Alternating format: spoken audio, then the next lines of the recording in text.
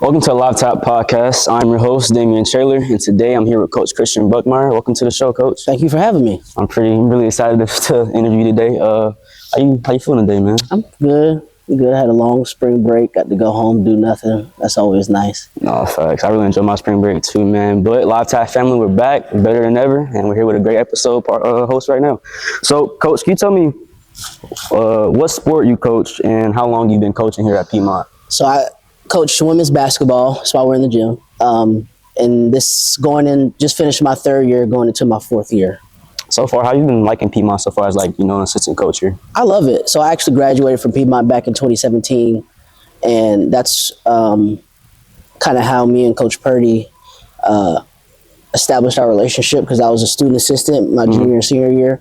And when the job opened back up, I was able to come back. But I love it here. That's why I came back. Yeah, Coach, you kind of go more in depth about your journey here, how you became the assistant coach here at Piedmont. I know you coached in high school as well. I was doing my homework on you and stuff like that. Yeah, so I actually got my coaching start here at Piedmont. Out of high school, I went to East Georgia State College. It's a JUCO in Swainsboro, about 35 minutes from Statesboro, where Georgia Southern is. And I tried to walk on there. Didn't end up working out. That whole starting five ended up going D1, so I was never going to play anyway. Yeah. And then I transferred here, tried the same thing, but the year that I got here, Coach Neely had brought in 9 people. And now that I'm on this side of it, I kind of understand that recruiting aspect. Those were his guys that he recruited, so it didn't matter if I walked on or not. It would have been hard to try to earn minutes, especially bringing in 9 people. But then I immediately tried to transition into coaching. So I went to Coach Neely first, but he had back then you could have GAs, and he had one, so he didn't need me. So then I immediately went to Coach Purdy, and she was all for it. And that's kind of how I got my coaching start. That was 15-16 was my junior year, and then 17-18, or 15-16, and then 16-17 was my senior year. And so those 2 years I was here as a student assistant. And after I graduated, I went to coach high school at Dutchtown High School in Henry County with he was my AAU coach my senior year, going into my senior year. So it was kind of cool, because when I went back, I was just kind of telling him I want to get into coaching. So for him to be able to give me an opportunity, I was extremely blessed. Me and him still keep in contact to this day. I actually tried to recruit his daughter. She's going to William & Mary though, but she D1. Yeah, she's tough. She went to St. Francis. Got you. But yeah, so I was there with him those 2 years, was part of their first ever region championship, first ever Elite 8 run in school history. And then we went back to the Elite 8 that next year. And then when he left, I followed him to Lakeside High School in DeKalb and was there for about a year. And that's when kind of COVID hit. I wasn't on staff at Druid Hills, but a good friend of mine was coaching there. So I would just kind of go to the game to sit behind the bench and kind of consult, because he would always ask questions and stuff about game management and all that type of stuff. And then I was just working regular jobs during around that COVID time, still trying to get into basketball. Was coaching AAU on the guy side. And then I seen a post on Facebook when Coach Cochran left, the assistant before me, when he got the job at Union, and I screenshotted it and sent it to Purdy and was like, "Can I come back now?" And I was blessed enough to be able to get the position, and that was 2022. Now, Coach, it seems like you've been very involved around the sport of basketball for the past couple of years, coaching-wise, but I want to know, and want you to tell the viewers as well, what made you fall in love with the sport of basketball? I've been playing basketball. I'm retired now, but I had started playing basketball at the age of 5. And, rec ball, church league, stuff like that. Yeah. But didn't really take it serious till I was about 10, 11, 12. And then I think that's when I started to kind of come into my own. Because it's one thing to be good with rec basketball players, but when I turned 12, got to middle school, that's when I started playing AAU, and I realized it's a different world of basketball. Yeah. Where you're playing against the top level talent in the country. I played against, what's his name? Kyle, he plays for the Grizzlies. Kyle Anderson? Yes. Oh, yeah. Kyle Anderson? Yep, yeah. Slow-mo. He used to play for a team called the Long Island Lightning. Played against him in Nationals in Orlando. It was an awakening. He gave y'all Bro, he was giving us buckets. How much he gave y'all, 40? Nah, I think it was like 30. 30. It might as well have been 40. I mean, it was a close game, but he's a 6'6", 6'7" point guard. There was nothing that we could do. Yeah. But, different. I played against Shabazz Muhammad. There's a guy that went to UCLA, Jordan Adams, that played for the Atlanta Celtics. I could go down a whole list of names, but it was a different world of basketball that I was exposed to. And I think my love for, like, I really started to fall in love for it when I really started to understand it more. When I got to 8th grade, going into high school, is when I knew I was like, I could be pretty good at this. So I was originally zoned for South Gwinnett High School, but I went to Five Forks Middle, which is a Brookwood school, because that year Snellville failed the annually year progress or whatever. So my parents sent me to Brookwood, and I think for my development, that was one of the best decisions that they could have did, because I was the best player on the team, and I didn't have to defer to anybody. But playing AAU and then going into that situation, my confidence level was at an all-time high. Skyrocket.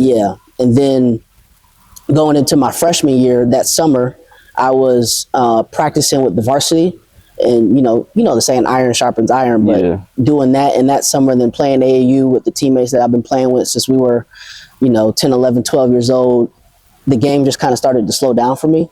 And then at that age in high school, I was a role player, but in AAU, my dad was putting me on teams where I was the best player. So I knew how to put the ball in the basket in a variety of different ways. But yeah, I would say definitely 9th grade, 10th grade is definitely when I started to fall in love with the game. I was a part of my freshman year, a team. We won region and went to the final Elite Eight. We lost to Milton, and that year they had Dejon Parker, Shannon Scott, a whole bunch of D1 basketball players, Evan Nolte. That team was stacked and loaded. But then the next year we had a really good team. So freshman year I played JV, got moved up to varsity at the end. Same thing sophomore year, I played JV, got moved up to varsity. Junior year was 6th man on varsity, and senior year I was starting. But just by that time I was a senior, the game just kind of really slowed down for me. And I thought I was better than what I was. In hindsight, I had offers to go to LaGrange and Oglethorpe. And in hindsight, I wish I would have taken those just to get the college basketball experience. Because even at East Georgia, playing in open gyms with those guys who are like legit Division I talent, Jordan Johnson, and I'm going to Tennessee Tech, and me and him would go at it in those open gyms. But I knew I could play on that level. I just didn't get the opportunity, or I didn't take the opportunity that was afforded to me. But yeah, man, it's definitely like the high school years is when I realized that I really loved the game of basketball. And I realized that I love coaching because at Dutchtown I was doing it for free. I was a permanent substitute, making I think $100 a day for however many days. But my coach kind of set it up to where I could be like in the elementary school, and in Henry County, or at Dutchtown at least, all those schools are like in a pod. So it's the high school, the middle school, and the elementary school, right across the street. So I could just get it, be done, and walk across the street to the high school.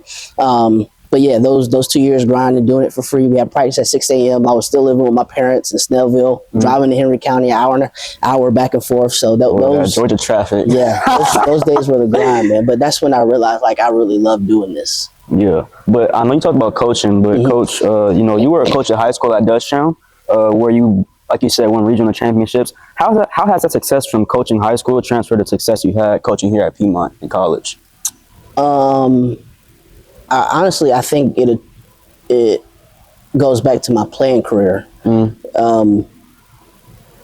Just seeing the game differently, sitting on the sideline. That's the only thing, like coaching and playing, you're in the game and you can affect the game in different ways. But coaching is almost the same thing. Like when you switch up a scheme or whatever it is, a defense, like for instance, in the championship game, in the CCS interview, I said the third quarter, but it was the second quarter. We went zone. And that was a turning point for us because we were getting stops. They couldn't make they couldn't hit shots from the outside. They were killing us in the paint. So we got stops and we were able to get out and transition and kind of create some separation. So just things like that, I start to see the game a little bit differently. Our point guards have it the worst because I see everything. So it's like when they don't see it, I'm like, how do you not see it? But I think it goes back to that, being a point guard, like the floor general, being able to see everything, see things before they happen. And it's really a chess match, trying to put pieces in the right place, schemes, what you do defensively, offensively, and all that different type of stuff. But I think it goes back to the playing career, not so much the high school coaching because at the end of the day, it's basketball. And then in high school, I was coaching boys. So that's a completely different type of game. You know, the athleticism is above the rim. It's a much faster pace, much more physical. The game is called differently, which I don't really agree with, but I can understand.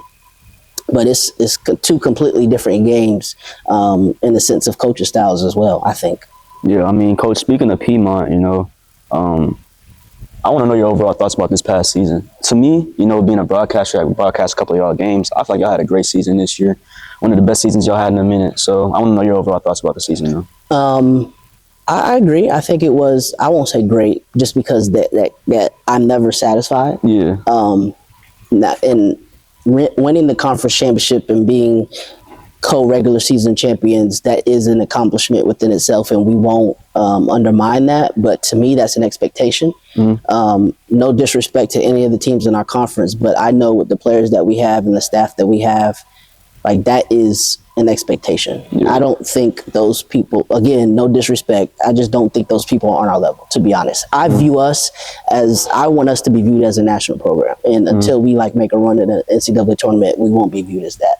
But I think we have the players, we obviously have the staff to do it. We just have to go out there and do it. But again, to piggyback what you said, it was a good year. Every year that I've been back, we've been getting better. First year was 15 wins. Last year was 17 wins. This year we were 20-8, 14-2 in conference, undefeated at home. So it was big to host the conference tournament here. First ever CCS title. Yeah. A lot of firsts this year. History was made.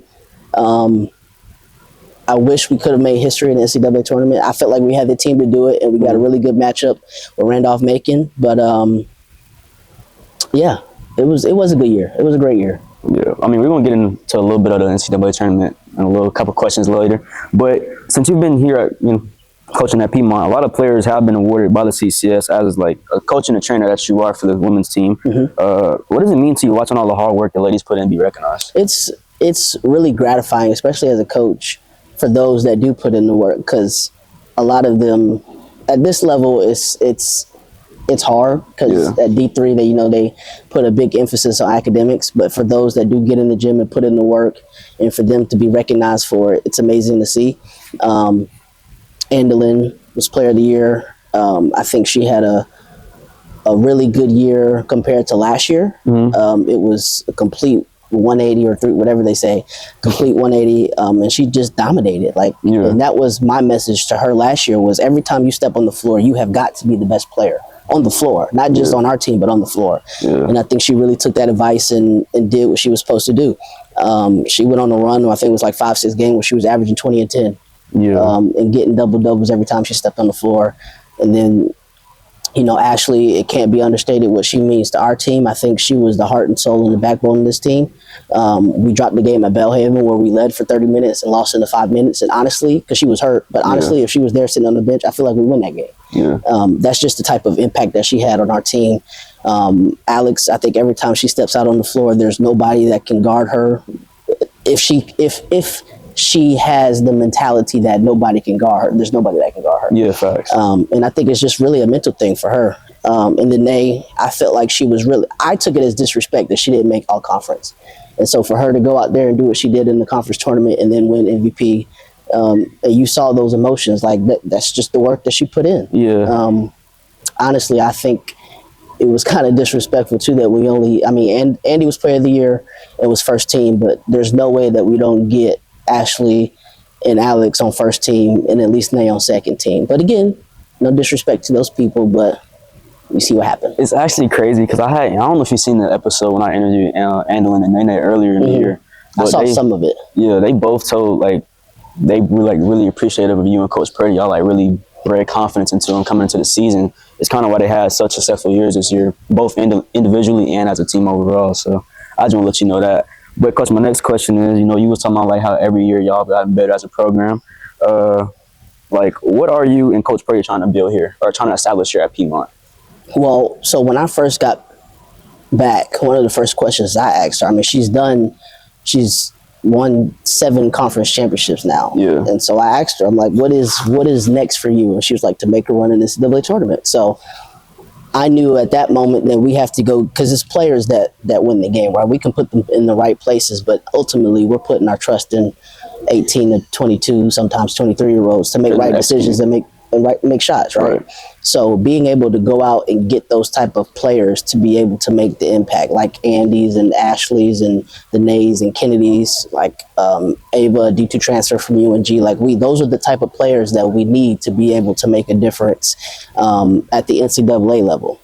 Now in our conference, I think, this year we had a lot of depth. That junior class has 6 people who really got playing time for really the first time in their college career. But they were huge. Like Kelsey had some really good breakout games. Brooklyn did as well. Haley ended up starting this year until Nate came back from injury. And so that depth is important, especially late in the year, because you really never know what you're going to get. I always tell people this. Like, I never knew which team I was going to get until the ball was up in the air. Like, I felt like that Belhaven game in the regular season here was the best that we ever started, and we just never replicated that. Like, we always started out slow, and then we would have like really explosive second and third quarters just to kind of put people away, and then they would coast until the end. So we're trying to break them out of that mindset and just put people away, right? And then you're not going to be able to get down by 12 and then try to fight back, because then that takes more out of you. Right, and then you almost have to play perfect basketball to be able to do that. But yeah, really just going after those players really that are too good to come here, because those are the ones that make the difference. Like Andy, again, was a D2 transfer from Young Harris, her and Kennedy. Ashley is a D2 transfer from Emmanuel. Ava is a D2 transfer from UNG. So those type of girls, along with, coupling them with the Brooklyns, the Kelseys, the Rileys, the Alexes, who also is too good to be here, to be honest. All of those blended in together, we just try to put the pieces out there for us to be successful. Yeah, now, Coach, I remember you told me about, Coach Purdy and how her goal was to go for an NCAA tournament. Y'all did make the NCAA tournament this year. I lost in the first round, but y'all still made it. That's a great accomplishment. But how did you and the team feel as a collective when y'all found out y'all made the tournament? Well, we knew we was getting in, because for us, we have an AQ in the CCS. So when you win the conference tournament, you get the automatic qualifier. Now, I did speak to somebody. He does like a bunch of like the numbers. So our ranking system is called MPI. And I had talked to him, and he was saying he did a hypothetical of if we only had lost to Emory in East Texas, we would have been 23-2. And I think we would have been ranked like 33rd or 30th in the country or something like that. And we would have got what's called a Pool C bid, which is if we don't win conference, we get that at-large bid type of thing. But so we knew we were getting in. It was just a matter of where we were going. And I think that we got a really good matchup with Randolph-Macon. Yeah, that game was really hard, though. I played at Randolph-Macon. Yes, a really good atmosphere. They brought almost all of Ashland, Virginia, what seemed like. A really good basketball team, really fundamentally sound. But, we held their best player to 9 points. They averaged 67. We held them to 52. They shot 1 for 15 from 3, 5 for 13 from the free throw line. If you would have told me that and told me we lost, I would have laughed at you. I'm serious. For real? Yeah. Like that, I feel like defensively, we did what we were supposed to do. Kind of took them out of the rhythm. They run a lot of man, backdoor, all of this other stuff. So we played them in zone and forced them to shoot outside shots, which they did. I just think that we didn't play the way that we usually play, which is, pressing 30, 40 minutes a game. So that kind of took us out of that rhythm. And that's the only thing really that I can think of, because we got the stops. We just didn't really get out in transition, and we couldn't score in the half court either. Coach, my next question is, how do you and Coach Purdy plan on building from the success y'all had this year going into the next season? Sending the message to not be content.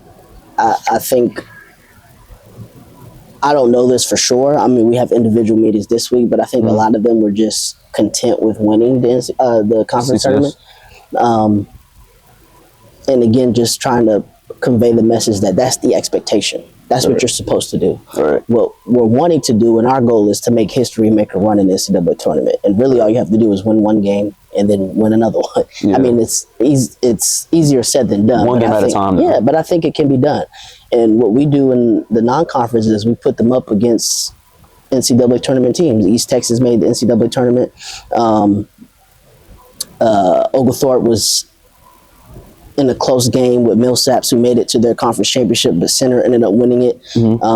Emory plays in one of the toughest conferences in the country against the #1 team in the country, NYU. So we put them up against some really tough competition in the preseason to kind of get them ready for that atmosphere and that competition level of type of teams that we'll see when we get there. Yeah. But it's really just a mindset thing of, we are not content with winning, cutting down the nets, right? That's obviously a huge accomplishment, and a lot of people go their college careers and don't do that, but that's not what we're content with. That's what we expect you to do.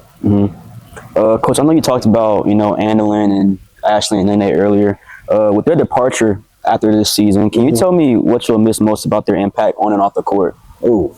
So yeah, for sure, Ashley was, like I said, the backbone of our team, the heart and soul. She was a leader.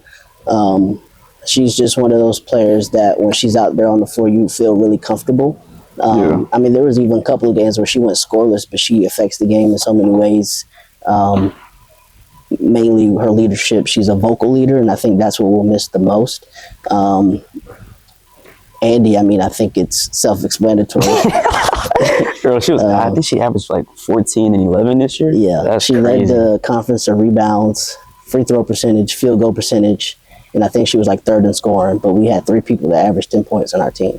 So, that's really self-explanatory. And I think Nay is like a comedic relief, like off the court. They like to pick on her, but on the court, I mean, she affects the game in so many ways as well, with her quickness and her athleticism, being able to get downhill, score at the rim, or play make for her teammates. Definitely 3 people who are irreplaceable. I think Andy and Ashley went out with record-breaking performances. Andy's 19 rebounds. I think she tied her for 3rd. And then for career, Ashley is in there for 3-point percentage. I think 3-point makes on a career. I have to go back and look. But so they will definitely go down in history, and they will be remembered as long as I'm here. Yeah. They for sure cemented their legacy, especially like winning the CCS tournament. I know that's big for y'all. But on to the mental side questions now. My first question for you is, do you feel like mental health is important in the sports world, and why?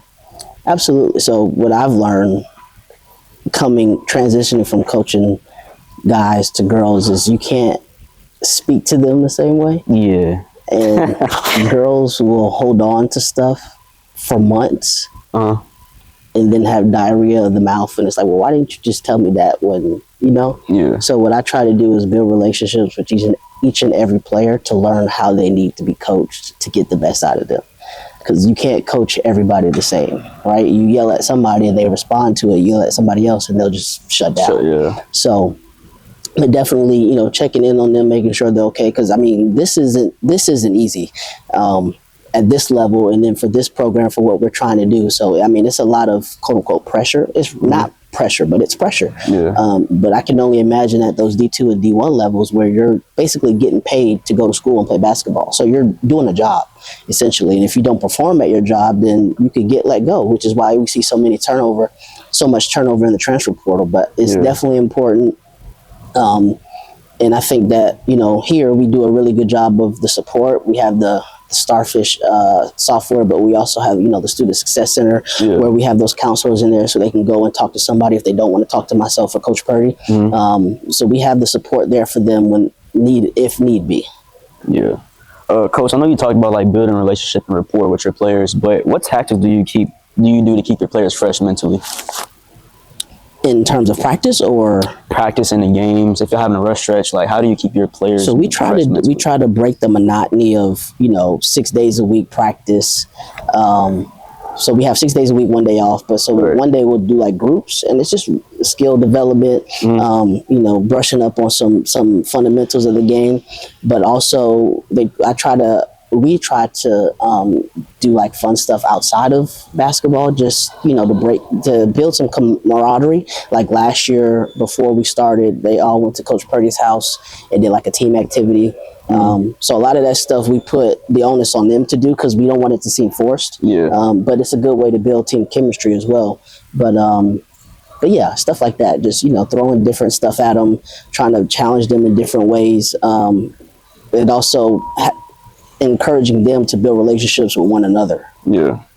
Can you tell me, myself, and the viewers the mental toll being a coach can have on you? So I know you talked about like the pressure or whatever just a little bit before, but I want to know like the mental toll being a coach can have on you. Ooh, that's a good question. So during the conference tournament, like I didn't really sleep that much. I don't know if it was like the anxiousness or what it was, but like you don't really sleep. You're watching a ton of film, so much so that I'm seeing synergy clips in my dreams. But yeah, it's because I want to be over prepared. That way they could be prepared for whatever it is that other teams might throw at us. So I feel like it's not even pressure from anybody else. It's just pressure that I put on myself to know as much information as I can. That way for any situation in any game that I can be prepared so they can be prepared. Yeah. But it's really just pressure that I put on myself because we're not really like at this level, you're not expected to win. Yeah. At this level, but in this program we are. So that's what we try to, convey to recruits and also transfers as well. Like just across from us, there's banners up there. The 3P 18, 19, and 20. And then I'm looking at them right now. Yep, we just added another one for 25. So it's the expectation here is to win. Yeah. Coach, what makes having confidence an important factor for athletes? I think confidence is one of the main important factors for athletes because if you don't have confidence, then especially within yourself, like I can have confidence in someone, but if they don't have the confidence within themselves, then they won't perform to the best of their abilities. Yeah. But your confidence comes from the work that you put in. So if you're not putting in the extra work and you're absent from the gym, then you're not gonna have any confidence. Speaking of Nate, there she go right there. But yeah, so getting in the gym, getting extra work, working out with coaches or whatever it is, like that's where you build your confidence from. Whether if it's just seeing the ball go in the basket one time and now you have that confidence to do it over and over and over. Not getting bored with the fundamentals, not getting bored with the simple stuff, because that's really, at the end of the day, that's really what all it takes is just keeping it simple. And we tell them girls that all the time, just keep it simple, because a lot of times they just try to do too much. And 9 times out of 10, when you try to do too much, it ends up not going in our favor. Yeah. But yeah, I think confidence is a huge factor in anything. Like the reason that I'm so confident coaching is because of the preparation that I put into it. So you'll find this funny. I made the graphic for the conference championship the Monday before the conference tournament started. Oh wow! So wow, hold on. So you already knew y'all was winning the whole thing. Yeah. It didn't matter I wanted to play Asbury in the championship because I felt like we owed them one. The girls wanted to play Belhaven because they knocked us out last year. Which either way, it really didn't matter. I was going to be prepared for either one. Really, I was most concerned and nervous about the LaGrange game just because of last year, and it was they say it's hard to beat people 3 times. Yeah. But yeah, that was like once we got through that, I was like, oh yeah, we got this.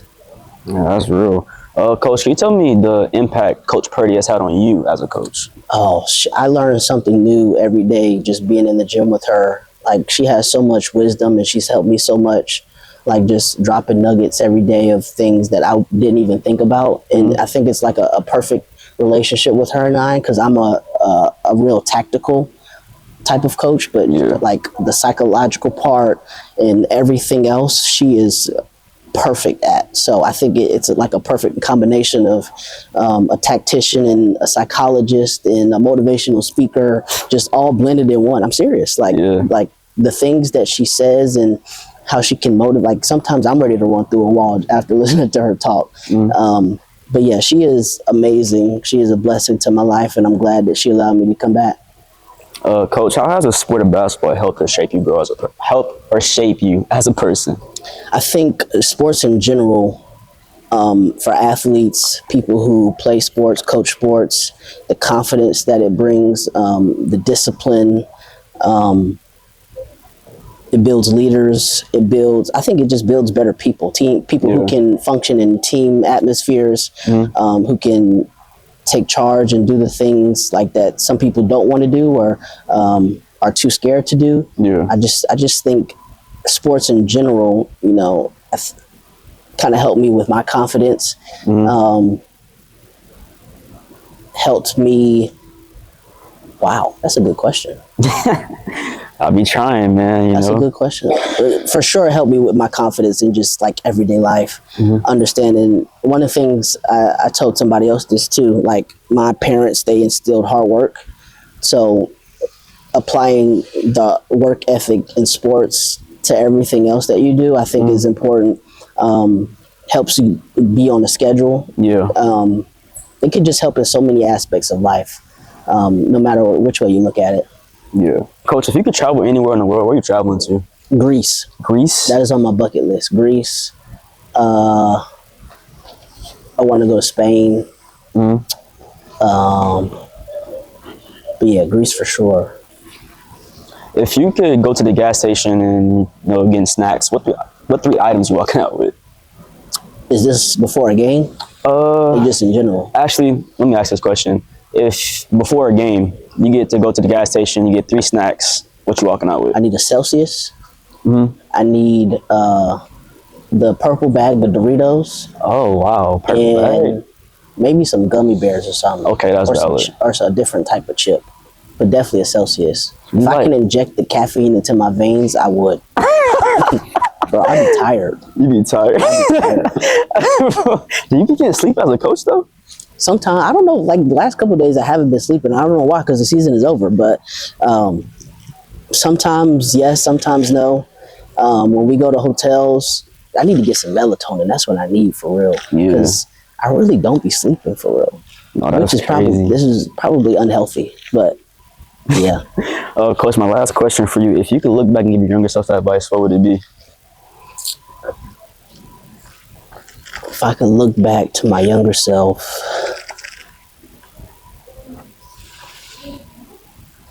take that LaGrange offer. No, that's real. Take it as it comes. Like everything happens for a reason, and knowing that God has a plan. I think my life played out exactly how it was supposed to, and I'm thankful for it. But definitely, I think that's my only quote unquote regret in life is just not taking the opportunity just to get that experience of playing college basketball. Yeah. So yeah, definitely take that LaGrange offer.